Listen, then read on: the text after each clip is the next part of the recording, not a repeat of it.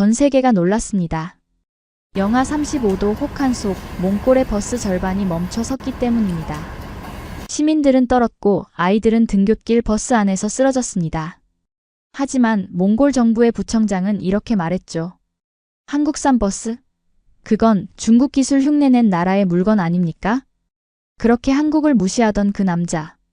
서울에 도착한 지 단 10분 만에 그의 확신은 완전히 무너졌습니다. 도대체 한국은 어떤 기술로 이겨낸 걸까요? 지금부터 그 놀라운 이야기를 시작합니다. 여기서 잠깐 좋아요와 구독 버튼 눌러주는 센스. 안녕하세요. 저는 바야르 도르지입니다. 올해 64세죠. 울란바토르시 버스조달청에서 부청장으로 일하고 있습니다. 젊은 시절엔 기계공이었어요. 손에 기름때가 묻어도 기계 소리만 들으면 어디가 고장났는지 알 수 있는 그런 사람이었습니다. 그런데 요즘 들어 뭔가 불안했어요. 11월 말인데 벌써 영하 25도까지 떨어졌거든요. 기상청에서는 이번 겨울이 지난 20년 중 가장 춥다고 했습니다. 문제는 작년에 새로 들여온 중국산 버스들이었어요. 부청장님, 또 민원 들어왔습니다. 김 주임이 서류 뭉치를 들고 제 사무실로 들어왔어요. 얼굴이 어두웠습니다. 이번엔 뭐죠? 15번 노선 버스 세대가 또 히터 고장났대요. 승객들이 얼어 죽을 뻔했다며 항의하고 있습니다. 저는 한숨을 쉬었어요. 이미 이런 일이 한 달 사이에 10번도 넘게 일어났거든요. 중국에서 들여온 신형 버스 60대 중 절반 이상이 히터 문제를 겪고 있었습니다. 아침에 시동도 잘 안 걸리는 놈들이 대부분이었어요. 청장님께 보고 드렸나요? 네, 내일 긴급회의 소집하신답니다. 시장님도 오신다고 하시더라고요.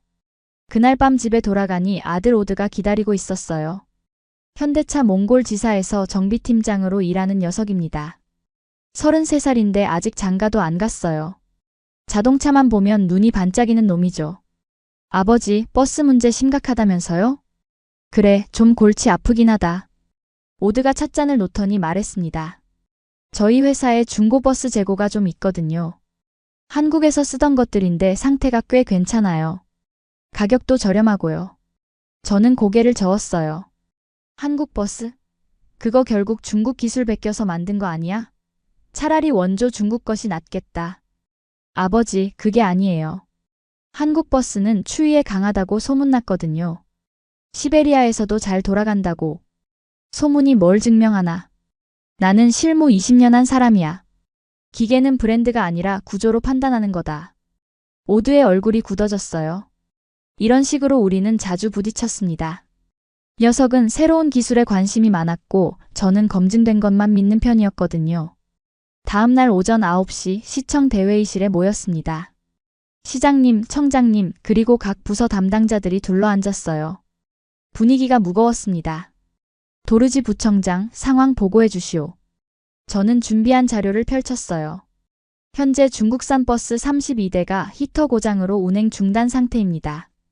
나머지도 시동 문제가 심각해요. 이번 주말부터 영하 30도까지 떨어진다는 예보가 있어서 더 걱정됩니다. 대안은 없나요? 중국 본사에 AS 요청했는데 부품 수급이 늦어지고 있습니다. 최소 한 달은 기다려야 할 것 같아요. 그때 교통과장이 말했습니다. 현대차 쪽에서 중고버스 임대 제안이 들어왔던데요. 검토해볼까요? 저는 즉시 반박했어요. 한국 기술이 뭐 대단합니까? 중국 것 흉내내서 만든 게 고작이에요. 근본적인 해결책이 아닙니다. 회의실이 조용해졌어요. 모두들 저를 바라보고 있었습니다. 저는 확신에 차서 말했어요. 우리는 원조 기술을 믿어야 합니다. 중국 본사에서 기술자 파견받아서 제대로 수리하는 게 맞아요. 시장님이 고개를 끄덕였습니다. 그럼 일단 중국 쪽과 연락 계속해 보시오. 하지만 시민들 불편이 계속되면 다른 방법도 검토해야겠소. 그 순간 저는 몰랐어요. 제 확신이 얼마나 흔들릴지를요. 회의가 끝나고 사흘이 지났습니다. 상황은 더욱 악화되고 있었어요. 영하 28도까지 떨어진 그날 아침 제가 가장 두려워했던 일이 벌어졌습니다. 아내 툼르가 타던 7번 버스가 도심 한복판에서 멈춰선 거예요. 히터는 물론이고 시동까지 완전히 꺼져버렸습니다. 승객 30여 명이 영하의 추위 속에서 1시간 넘게 갇혀 있었어요. 병원에서 연락이 왔을 때 저는 사무실에서 중국 본사와 통화 중이었습니다. 부품 배송이 또 늦어진다는 소식을 듣고 있던 참이었어요. 남편분이세요? 부인께서 저체온증과 폐렴 증세로 응급실에 오셨습니다. 전화기가 손에서 떨어질 뻔했어요. 급히 병원으로 달려갔습니다. 툼르는 산소 마스크를 끼고 누워 있었어요. 얼굴이 새하얗게 질려 있었습니다. 의사 선생님이 말씀하셨어요. 다행히 생명에는 지장 없지만 며칠 입원하셔야 할 것 같습니다. 고령이신 분이 추위에 너무 오래 노출되셨네요. 그 순간 가슴이 무너지는 느낌이었어요. 제가 고집부린 중국산 버스 때문에 제 아내가 이런 일을 당한 거였습니다. 병원 복도에서 휴대폰을 확인하니 기자들 연락이 쏟아져 있었어요. 벌써 소문이 퍼진 모양이었습니다. 시 교통 담당 부청장의 아내가 버스 고장으로 입원했다는 뉴스였죠. 다음 날 아침 출근하자마자 청장님이 부르셨어요. 도르지, 어제 일 들었네. 부인은 괜찮은가? 네, 다행히 회복 중입니다. 그런데 문제가 생겼어. 기자들이 난리야. 당신 아내 일을 빌미로 시 행정에 대한 비판이 쏟아지고 있다네. 창밖으로 시청 앞 광장이 보였어요. 시민들이 피켓을 들고 서 있었습니다.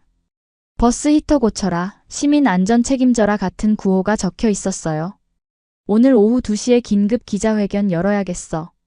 잔이가 나가서 해명하게. 저는 고개를 끄덕였습니다. 피할 수 없는 일이었어요. 기자회견장에 들어서자 플래시가 터졌어요. 기자들 표정이 매서웠습니다. 준비한 발표문을 읽기 시작했는데 목소리가 떨렸어요. 시민 여러분께 사과드립니다. 버스 운행에 차질을 빚어 불편을 끼쳐드렸습니다. 기자 중 한 명이 손을 들었어요. 부청장님 아내분도 피해자가 되셨는데 이 문제를 언제까지 방치하실 건가요? 저는 잠시 말을 멈췄습니다. 툼르의 창백한 얼굴이 떠올랐어요. 다음 주 안에 반드시 대책을 마련하겠습니다. 구체적인 대안이 있으신가요? 순간 머릿속이 하얘졌어요. 중국 본사 답변은 여전히 미지근했고 부품 도착은 기약이 없었습니다. 모든 방법을 검토하겠습니다. 시민 안전이 최우선입니다. 그날 밤 집에 돌아오니 오드가 기다리고 있었어요. 어머니 병문안을 다녀온 모양이었습니다. 아버지, 이제라도 다른 방법 생각해보세요. 저는 소파에 주저앉았어요. 하루 종일 쌓인 피로가 몰려왔습니다. 한국 버스 말인가? 네, 적어도 추위에는 검증됐어요. 러시아에서도 쓰고 있거든요.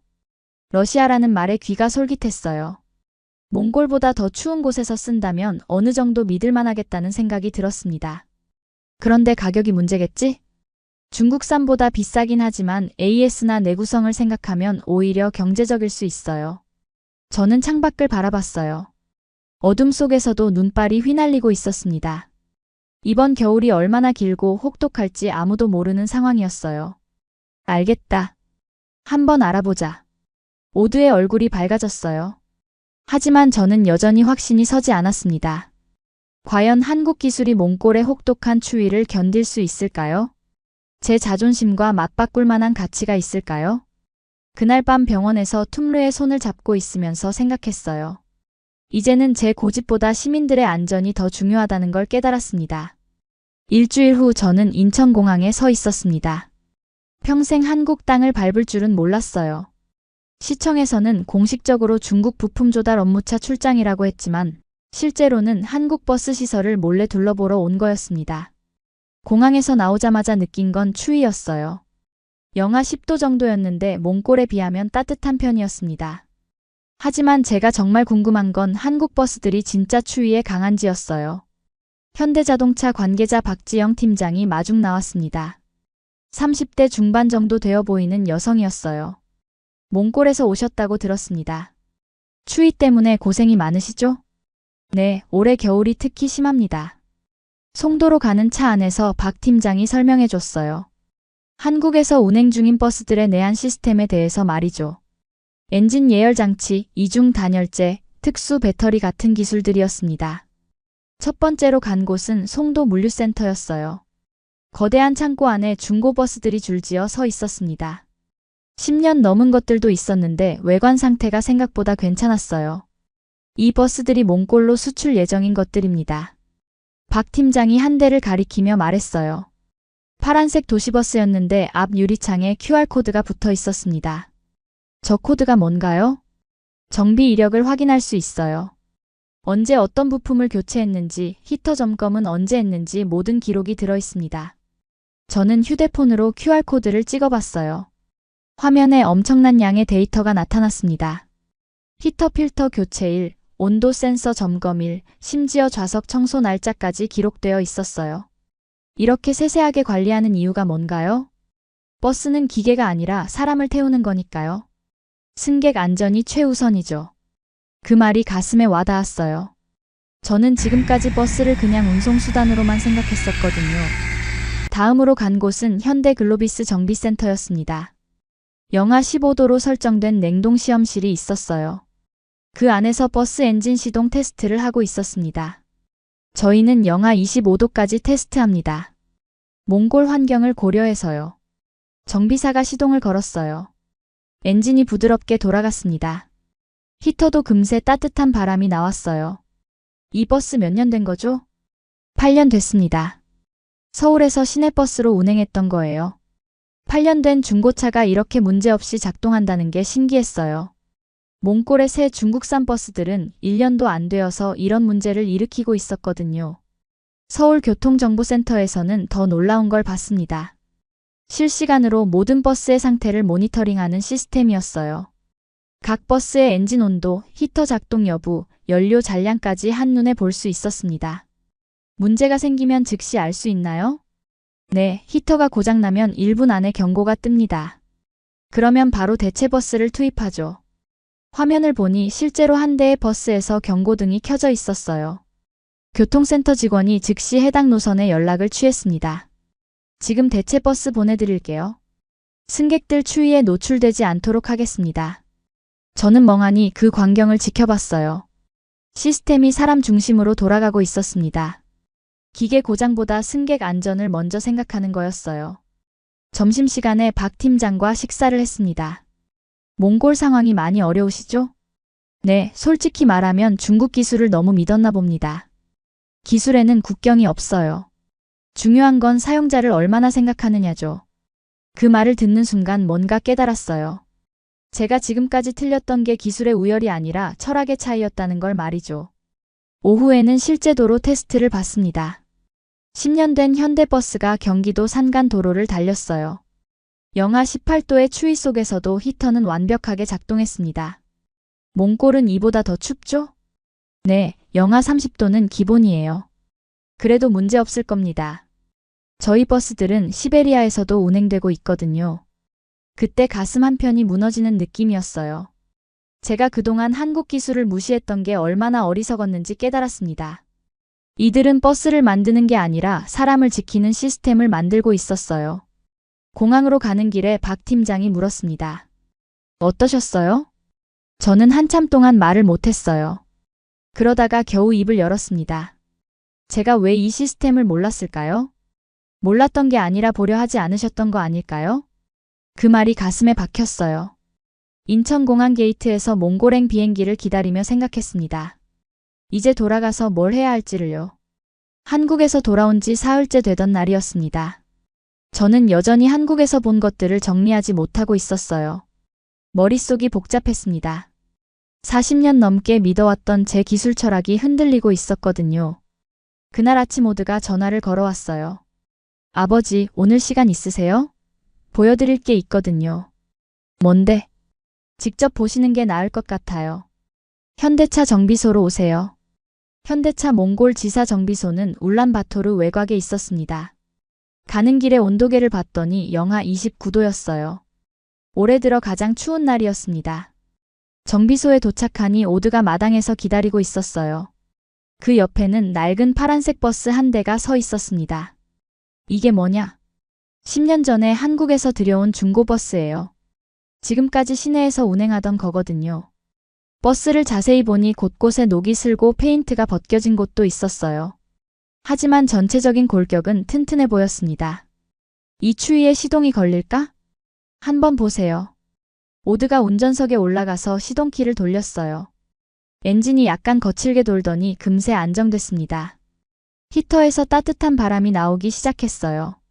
신기하네. 정비소 안으로 들어가니 몇 명의 정비사들이 다른 버스를 수리하고 있었어요. 그중 한 명이 저희 쪽으로 왔습니다. 40대 중반 정도 되어 보이는 몽골 사람이었어요. 안녕하세요. 저는 바트볼드입니다. 여기서 수석 정비사로 일하고 있어요. 반갑습니다.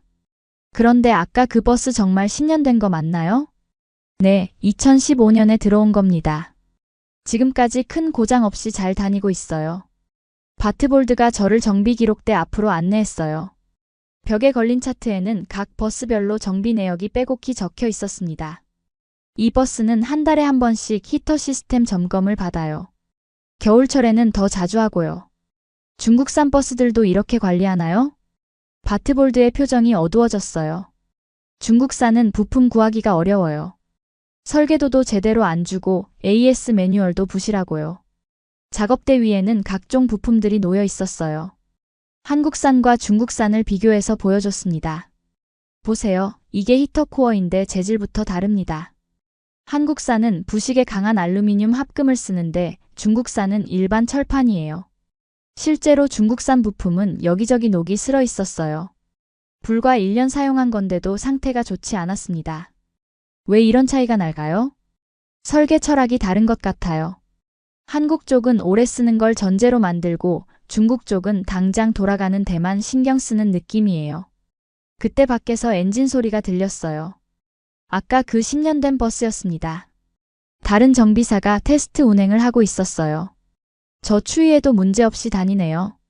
네, 한국산은 추위에 정말 강해요. 35도까지 내려가도 시동 걸어본 적 있거든요. 저는 놀랐어요. 몽골 역사상 가장 추웠던 겨울이 영하 38도였는데 그 정도 추위에서도 견딘다는 얘기였습니다. 버스가 정비소 마당에 멈춰 섰어요. 운전석에서 내린 정비사가 엄지손가락을 치켜 세웠습니다. 완벽합니다. 히터도 잘 나오고 엔진도 부드러워요. 저는 직접 버스 안에 들어가 봤어요. 좌석은 낡았지만 실내 온도는 따뜻했습니다. 10년 된 중고버스인데도 신차 못지않게 쾌적했어요. 이 버스들이 왜 이렇게 오래 갈까요? 바트볼드가 대답했어요. 처음 설계할 때부터 혹독한 환경을 고려해서 만들었기 때문이에요. 부품 하나하나가 다 이유가 있어요. 오드가 옆에서 말했습니다. 아버지, 이제 이해되시죠? 기술의 차이가 아니라 철학의 차이예요. 저는 한참 동안 생각에 잠겨 있었어요. 그러다가 바트볼드에게 물었습니다. 당신은 왜 이런 시스템을 저에게 보여주는 거죠? 시민들이 안전하게 다녔으면 하는 마음이에요. 저도 매일 버스 타는 사람 중 하나거든요. 그 말이 가슴을 찔렀어요. 저는 그동안 기계의 성능만 생각했지 그 기계를 이용하는 사람들은 제대로 생각하지 못했던 거였습니다. 저는 왜 이걸 몰랐을까요? 바트볼드가 씁쓸하게 웃었어요. 감춘 게 아니라 안 보려 하셨던 거 아닐까요? 그 순간 한국에서 박 팀장이 했던 말이 떠올랐어요. 똑같은 말이었습니다. 저는 정말로 보려 하지 않았던 걸까요? 정비소를 나서며 마지막으로 그 10년 된 버스를 다시 봤어요. 낡고 초라해 보였지만 그 안에는 수많은 사람들의 안전을 지키려는 기술과 철학이 담겨 있었습니다. 그날 밤 집에서 생각했어요. 이제 정말 결정을 내려야 할 때가 온 것 같았습니다. 정비소에서 돌아온 다음 날 저는 마침내 결심을 굳혔습니다. 한국산 버스 도입 제안서를 작성하기 시작했어요. 밤새워 자료를 정리하고 예산을 계산했습니다. 손끝이 시려워도 계속 타자를 쳤어요. 월요일 아침 일찍 청장님께 보고서를 제출했습니다. 두툼한 서류 뭉치였어요. 청장님이 첫 페이지를 넘기시더니 미간을 찌푸렸습니다. 가격이 중국산의 2배네요. 예상했던 반응이었어요. 하지만 저는 포기하지 않았습니다. 내구성 비교표와 정비비 절감 자료를 보여드렸어요. 장기적으로는 오히려 경제적이라는 근거를 제시했습니다. 그날 오후 임시 간부회의가 열렸어요. 시장님을 비롯해 각 부서장들이 모였습니다. 회의실 분위기가 무거웠어요. 저는 준비한 자료를 차례대로 발표했습니다. 한국 출장 결과, 정비 시스템 비교, 내한 성능 데이터까지 빠짐없이 설명했어요. 하지만 반응은 차가웠습니다. 재정국장은 예산 부족을 지적했고 기획실장은 정치적 위험성을 우려했어요. 중국과의 외교 관계에 악영향을 줄 수 있다는 얘기였습니다. 시장님이 최종 결론을 내렸어요. 보류라는 단 한마디였습니다. 회의가 끝나고 저는 허탈했어요. 예상했던 일이지만 실제로 부딪히니 더 답답했습니다. 사무실로 돌아와서 창밖을 바라봤어요. 영하 32도까지 떨어진 추위였습니다. 거리에는 버스 정류장에서 떨고 있는 시민들이 보였어요. 또 다른 버스 고장 소식이 들려왔습니다. 그날 저녁 집에 돌아가니 오드가 심각한 표정으로 앉아 있었어요. 결과를 이미 짐작하고 있는 것 같았습니다. 보류됐다. 오드가 한숨을 깊게 쉬었어요. 실망이 얼굴에 그대로 드러났습니다. 그럼 계속 이대로 가는 건가요? 저도 답답했어요. 하지만 혼자 결정할 수 있는 일이 아니었습니다. 예산도 문제고 정치적 부담도 컸어요. 그때 오드가 갑자기 일어났습니다. 평소와 다른 모습이었어요. 목소리가 떨리고 있었습니다. 아버지, 우리가 이런 버스를 타고 살아야 합니까? 그 한마디가 가슴을 찔렀어요. 매일 시동 걸릴까 걱정하고 히터 나올까 불안해하는 생활을 계속해야 하는 건지 묻고 있었습니다. 저는 소파에 주저앉았어요. 갑자기 모든 기운이 빠졌습니다. 오드는 계속해서 절망적인 목소리로 말했어요. 어머니가 병원에 간 일, 매일 고장나는 버스들, 추위에 떨어야 하는 시민들 얘기였습니다. 그때 휴대폰이 울렸어요. 툼르에게서 온 전화였습니다. 또 다른 버스 고장 소식을 전하는 내용이었어요. 15번 노선이 도로 한복판에서 멈춰섰다는 뉴스를 봤다는 거였습니다. 전화를 끊고 나니 오드가 저를 바라보고 있었어요. 눈빛이 간절했습니다. 이제라도 늦지 않았어요. 저는 한참 동안 생각에 잠겼어요. 정말 늦지 않았을까요? 아니면 이미 손 쓸 수 없을 만큼 늦어버린 걸까요? 하지만 포기할 수는 없었어요. 그날 밤 저는 처음으로 아들 앞에서 고개를 숙였습니다. 평생 고집만 부렸던 제가 굽힌 거였어요. 이상하게 기분이 나쁘지 않았습니다. 오히려 마음이 한결 가벼워진 느낌이었어요. 새로운 전략이 필요했습니다. 전면 교체가 어렵다면 시범 사업으로라도 시작해야겠다고 생각했어요. 작은 변화라도 만들어내는 게 중요했습니다. 밤늦게까지 새로운 제안서를 작성했어요. 이번에는 한 노선만이라도 한국산으로 바꿔보자는 내용이었습니다. 시범 운행을 통해 효과를 검증한 후 단계적으로 확대하는 방안이었어요. 창밖으로 눈이 내리고 있었습니다. 이번 겨울이 얼마나 더 혹독할지 아무도 모르는 상황이었어요. 하지만 저는 포기하지 않기로 결심했습니다. 새로운 제안서를 작성한 지 사흘 후 울란바토르의 올해 최악의 한파가 몰아쳤습니다. 기상청 발표로는 영하 35도까지 떨어진다고 했어요. 40년 만의 혹한이었습니다. 그날 아침 6시 제 휴대폰이 쉴 새 없이 울렸어요. 교통통제센터에서 온 긴급 연락이었습니다. 부청장님, 대형 사고입니다. 중국산 버스 절반 이상이 시동이 안 걸려요. 급히 센터로 달려갔습니다. 모니터 화면에는 빨간 점들이 가득했어요. 운행 불가 상태를 나타내는 신호였습니다. 60대 중 22대가 완전히 멈춰선 상황이었어요. 거리 곳곳에서 버스 정류장에 사람들이 몰려 있었습니다. 추위에 떨면서 언제 올지 모르는 버스를 기다리고 있었어요. 어떤 정류장에는 30분 넘게 버스가 오지 않았습니다. 오전 9시쯤 더 심각한 소식이 들려왔어요. 시내 초등학교 통학버스가 등교길에 완전히 멈춰선 거였습니다. 아이들 25명이 영하 33도 추위 속에 갇혀 있었어요. 현장으로 달려갔습니다.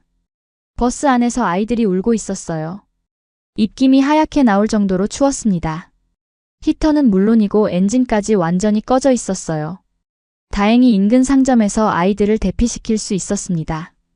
하지만 그중 5명이 저체온증 증세를 보여서 병원으로 옮겨야 했어요. 손가락 끝이 시퍼렇게 변한 아이도 있었습니다. 병원에서 아이들을 지켜보며 가슴이 찢어지는 것 같았어요. 제 고집 때문에 이런 일이 생긴 거였습니다. 어린 생명들이 위험에 빠진 거였어요. 기자들이 몰려들기 시작했습니다. 카메라와 마이크가 제 앞에 쏟아졌어요. 부청장님, 이번 사고에 대해 어떻게 생각하십니까? 저는 떨리는 목소리로 대답했습니다. 깊이 사과드립니다. 제 책임입니다. 근본적인 대책은 있습니까? 그 순간 머릿속이 복잡했어요. 하지만 더 이상 미룰 수는 없었습니다. 이대로 두지 않겠습니다. 반드시 해결하겠습니다. 기자회견이 끝나고 저는 곧바로 한국 대사관에 전화를 걸었어요. 긴급 상황이라고 설명하며 버스 도입 가능성을 문의했습니다. 시범 도입이라도 가능한지 알아봐 주세요. 대사관 담당자는 적극적이었어요. 몽골 시민들의 안전이 걸린 문제라며 즉시 본국에 연락하겠다고 했습니다. 그날 밤 집에 돌아가니 뉴스에서 통학버스 사고를 계속 보도하고 있었어요. 아이들이 추위에 떨고 있는 모습이 화면에 나왔습니다. 가슴이 아팠어요. 툼르가 걱정스러운 표정으로 말했습니다. 여보, 괜찮을 거예요? 모르겠어. 하지만 최선을 다해볼 거야. 다음 날 아침 일찍 시청으로 출근했어요. 시장실 앞에는 시민들이 몰려 있었습니다. 항해 현수막을 들고 서 있었어요. 아이들을 지켜라, 버스 교체하라 같은 구호가 적혀 있었습니다. 시장님이 저를 급히 부르셨어요. 도르지, 상황이 심각해. 시민들 여론이 악화되고 있어. 네, 알고 있습니다. 어제 한국 대사관에 연락했다면서? 네, 긴급 도입 가능성을 타진해봤습니다. 시장님이 고개를 끄덕였어요. 이번만큼은 예산 문제를 넘어선 것 같네. 시민 안전이 최우선이야. 그때 청장님이 들어오셨어요. 한국에서 연락 왔습니다. 중고버스 10대를 긴급 지원할 수 있다고 하네요. 드디어 희망이 보였어요. 하지만 아직 안심할 수는 없었습니다. 실제로 도착해서 제대로 작동할 때까지는 모르는 일이었거든요. 오후에 교통통제센터에서 또 다른 소식이 들려왔어요. 중국산 버스 추가로 8대가 더 고장났다는 보고였습니다. 이제 절반도 안 되는 버스로 시내 교통을 감당해야 했어요. 거리는 혼란스러웠습니다. 평소 10분 간격으로 오던 버스가 30분씩 걸렸어요. 정류장마다 사람들이 빽빽하게 몰려 있었습니다. 그날 저녁 뉴스에서는 연일 교통 대란을 보도했어요. 시민 인터뷰가 나왔는데 모두 분노하고 있었습니다. 매일 이런 식으로 살 수는 없잖아요. 아이들이 위험해요.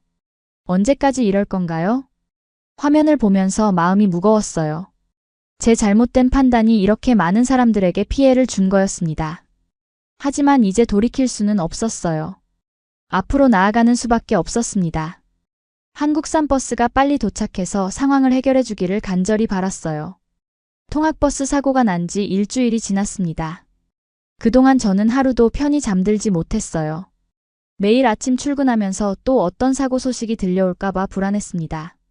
그런데 목요일 아침 드디어 기다리던 소식이 들려왔어요. 한국 대사관에서 전화가 온 거였습니다. 부청장님, 시범 도입 프로그램이 승인됐습니다. 현대자동차에서 중고버스 10대를 긴급 지원하기로 했어요. 가슴이 뛰었어요. 마침내 실마리가 보이기 시작한 거였습니다. 언제 도착하나요? 이번 주말까지 육로로 운송될 예정입니다. 정비 전문가 2명도 함께 파견돼요. 금요일 오후 중국 국경을 통해 트럭 5대가 울란바토르로 향했다는 연락이 왔어요. 한국산 중고버스 10대를 실은 트럭들이었습니다. 저는 직접 국경까지 나가서 확인하고 싶었지만 참았어요. 토요일 새벽 5시 트럭들이 시내에 도착했습니다. 버스 조달청 차고지로 직접 들어왔어요. 저는 일찍 나가서 기다리고 있었습니다. 첫 번째 트럭에서 파란색 버스가 내려졌어요. 10년 정도 된 것 같았지만 외관이 깨끗했습니다. 두 번째, 세 번째 버스들도 차례로 내려졌어요. 모두 상태가 양호해 보였습니다. 한국에서 온 정비 전문가들도 함께 도착했어요. 김철수 팀장과 이영호 기사였습니다. 두 분 모두 20년 넘게 버스 정비를 해온 베테랑들이었어요. 추위가 정말 심하네요. 영하 30도라니. 김 팀장이 말했습니다. 하지만 표정은 자신 있어 보였어요. 이 정도 추위에서도 문제없이 작동할까요? 네, 시베리아에서도 운행되고 있는 모델들이에요. 걱정 마세요. 그날 오후부터 본격적인 점검 작업이 시작됐어요. 김 팀장과 이 기사가 버스마다 엔진, 히터, 전기 시스템을 하나하나 확인했습니다. 오드도 현대차 몽골 지사에서 정비팀을 이끌고 왔어요. 저는 직접 첫 번째 버스에 올라가 봤습니다. 좌석은 낡았지만 실내가 깔끔했어요. 시동을 걸어보니 엔진 소리가 부드러웠습니다. 히터에서 따뜻한 바람이 나오기 시작했어요. 아버지, 어떠세요? 오드가 운전석 옆에 서서 물었습니다. 생각보다 좋네. 처음으로 아들과 함께 같은 목표를 위해 일하고 있었어요. 이상한 기분이었습니다. 그동안 우리가 왜 그렇게 부딪혔을까 싶었어요. 일요일 아침 영하 32도의 추위 속에서 시동 테스트를 실시했습니다. 10대 모두 문제없이 시동이 걸렸어요. 히터도 5분 안에 따뜻한 바람이 나왔습니다. 김 팀장이 만족스러운 표정으로 말했어요. 완벽합니다. 이 정도면 몽골 겨울을 충분히 견딜 수 있어요. 월요일부터 시범 운행에 들어갔습니다. 가장 문제가 심했던 7번과 15번 노선에 각각 5대씩 투입했어요. 첫날부터 시민들 반응이 달랐습니다. 히터가 정말 잘 나와요. 시동도 바로 걸리고 엔진 소리도 조용하네요. 버스 정류장에서 들려오는 시민들 목소리였어요. 오랜만에 듣는 긍정적인 평가였습니다. 화요일 아침 저는 직접 7번 노선 버스를 타보기로 했어요. 10년 된 중고버스였지만 실내 온도가 쾌적했습니다. 엔진 진동도 거의 느껴지지 않았어요. 버스 기사도 만족해했습니다. 부청장님, 이 버스 정말 좋아요. 아침에 시동 걸 때 스트레스가 없어졌어요. 그 말을 듣는 순간 가슴이 뜨거워졌어요. 그동안 기사들이 얼마나 고생했을지 생각하니 미안했습니다. 수요일에는 현지 언론에서 시범 운행 소식을 보도했어요. 긍정적인 반응이 대부분이었습니다. 시민들 인터뷰에서도 만족스럽다는 의견이 많았어요. 목요일 오후 교통부에서 감사장을 보내왔습니다. 시범 사업 성공에 대한 격려였어요. 시장님도 직접 축하 인사를 건네셨습니다. 그날 저녁 오드와 함께 정비소에 들렀어요. 한국 전문가들과 몽골 정비사들이 함께 작업하고 있었습니다. 서로 언어는 달랐지만 기술로 소통하고 있었어요. 아버지, 이제 믿으시죠? 오드가 웃으며 말했습니다. 그래, 내 말이 맞았다. 처음으로 아들에게 인정한다고 말했어요. 오드의 얼굴이 환해졌습니다. 금요일에는 확대 도입 계획을 수립하기 시작했어요. 시범 운행이 성공적이었기 때문에 추가로 20대를 더 들여오기로 했습니다. 그 주말 집에서 툼르와 함께 뉴스를 봤어요. 한국산 버스 시범 운행 성공 소식이 나오고 있었습니다. 여보, 정말 잘 됐네요. 툼르가 기뻐하며 말했어요. 저도 마음이 한결 가벼워졌습니다. 드디어 시민들에게 안전한 교통수단을 제공할 수 있게 된 거였어요. 눈이 내리는 창밖을 바라보며 생각했습니다. 이제 겨울이 두렵지 않았어요. 시범 운행을 시작한 지 한 달이 지났습니다. 그동안 한국산 중고버스들은 한 번도 고장나지 않았어요. 영하 35도까지 떨어진 혹독한 추위 속에서도 말입니다. 시민들의 반응은 놀라웠어요. 버스 이용 만족도 조사에서 95%가 긍정적으로 평가했습니다. 특히 히터 성능과 시동 안정성에 대한 만족도가 높았어요. 그 결과 시청에서는 확대 도입을 공식 결정했습니다. 추가로 30대를 더 들여와서 주요 노선에 배치하기로 한 거였습니다. 예산 문제도 시민 안전을 위해서라면 감수하겠다는 게 시장님 방침이었어요. 2월 중순 교통부에서 정식 감사장이 내려왔습니다. 울란바토르시 교통 개선 공로를 인정한다는 내용이었어요. 저는 그 감사장을 받으며 감회가 새로웠습니다. 부청장님 축하드립니다. 김주임이 웃으며 말했어요. 1년 전만 해도 상상할 수 없었던 일이었습니다. 그날 오후 저는 7번 노선을 타고 시내를 한 바퀴 돌아봤어요. 10년 된 한국산 중고버스였지만 새 버스처럼 편안했습니다. 히터에서 나오는 따뜻한 바람이 온몸을 감쌌어요. 창밖으로 보이는 울란바토르 풍경이 달라 보였습니다. 더 이상 버스 정류장에서 떨고 있는 시민들이 보이지 않았어요. 모두들 따뜻한 버스 안에서 편안하게 이동하고 있었습니다. 버스에서 내려 새 수첩을 펼쳤어요. 예전에는 기계 사양과 가격만 적었는데 이제는 다른 것들을 기록하기 시작했습니다. 히터 온도, 정비 이력, 승객 만족도 같은 사람 중심의 데이터들이었어요. 오늘 7번 노선, 실내 온도 24도, 승객 반응 양호. 이런 식으로 적어나갔습니다. 기계가 아니라 사람을 보게 된 거였어요. 3월 초 한국에서 추가 버스들이 도착했습니다. 이번에는 15대였어요. 모두 8년에서 10년 된 중고차들이었지만 정비 상태가 완벽했습니다. 김철수 팀장이 다시 울란바토르를 방문했어요. 이번에는 현지 정비사들 교육이 목적이었습니다. 이제 몽골 분들이 직접 관리할 수 있어야죠. 일주일간 집중 교육이 진행됐어요. 한국식 정비 매뉴얼, 부품 관리 시스템, 예방 정비 방법 등을 배웠습니다. 오드도 교육에 참여해서 통역을 도와줬어요. 교육 마지막 날 저는 직접 정비소를 찾아갔습니다. 몽골 정비사들이 한국 방식으로 버스를 점검하고 있었어요. 체계적이고 꼼꼼한 모습이었습니다. 이제 우리도 할 수 있겠네요. 바트볼드 수석 정비사가 자신 있게 말했어요. 그 모습을 보니 뿌듯했습니다. 4월이 되자 날씨가 풀리기 시작했어요. 하지만 한국산 버스들은 여전히 문제없이 운행되고 있었습니다. 추위뿐만 아니라 일반적인 내구성도 뛰어난 거였어요. 그즈음 중국 본사에서 연락이 왔습니다. 지난해 도입한 버스들의 무상 AS를 해주겠다는 내용이었어요. 하지만 이미 늦었습니다. 시민들의 신뢰를 잃은 후였거든요. 저는 정중하게 거절했어요.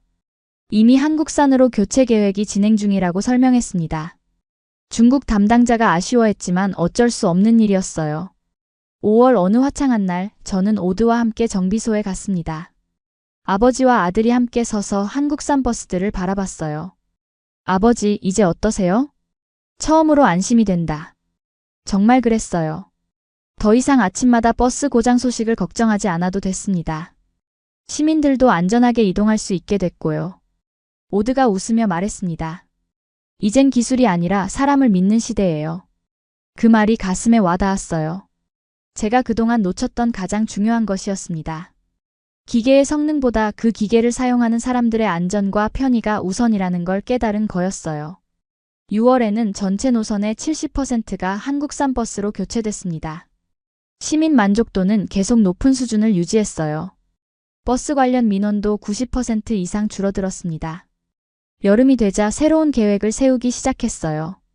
내년 겨울을 대비해서 나머지 노선들도 단계적으로 교체하는 방안이었습니다. 이제는 확신이 있었거든요. 어느 날 저녁집에서 툼루와 함께 차를 마시며 말했어요. 여보, 이제 겨울이 무섭지 않네요. 정말 다행이에요. 그때 병원에 갔을 때는 어떻게 될 줄 알았는지. 그 일을 계기로 모든 게 바뀌었습니다. 제 고집과 편견, 그리고 진정으로 중요한 가치가 무엇인지 깨달을 수 있었어요. 가을이 오고 있었습니다. 곧 다시 겨울이 올 테지만 이제는 두렵지 않았어요.